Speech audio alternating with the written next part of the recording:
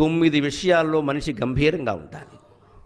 ఆయుర్విత్తం గృహఛిద్రం మంత్రం ఔషధమైథునే దానం మానావమానౌ చ నవగోప్యాని యత్నతక. 9 విషయాలు ఎవరికి చెప్పద్దు, వీలైనంత వరకు తప్పనిసరి అయితే తప్ప.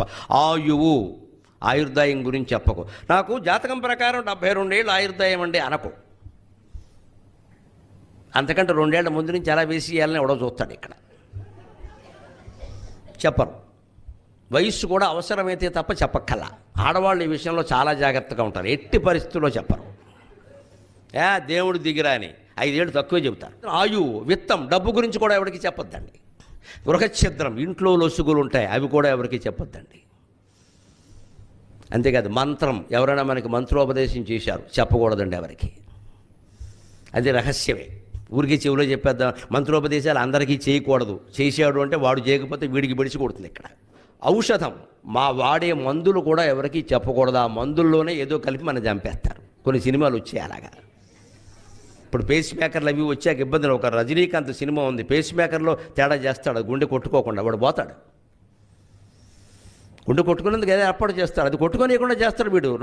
దాన్ని ఏమంటారు, రిమోట్ ద్వారా వాడు పోతాడు. వాడే మందులు కూడా ఎవరికి చెప్పకూడదు.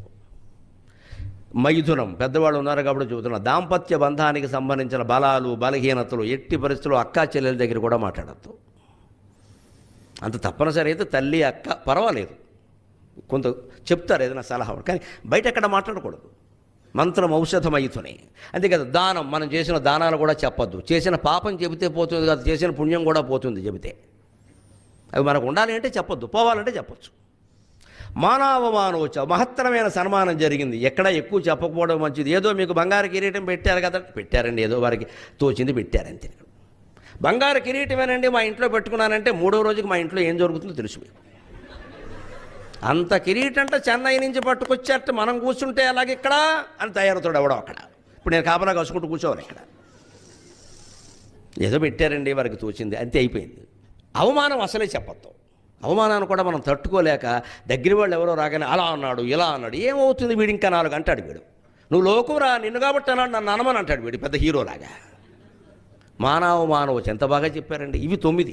ఆయుర్విత్తం గృహఛిద్రం మంత్రం ఔషధమైతునే దానం మానవోచ నవగోప్యాని యత్నత. ఇవి కాపాడుకోవడమే గాంభీర్యం.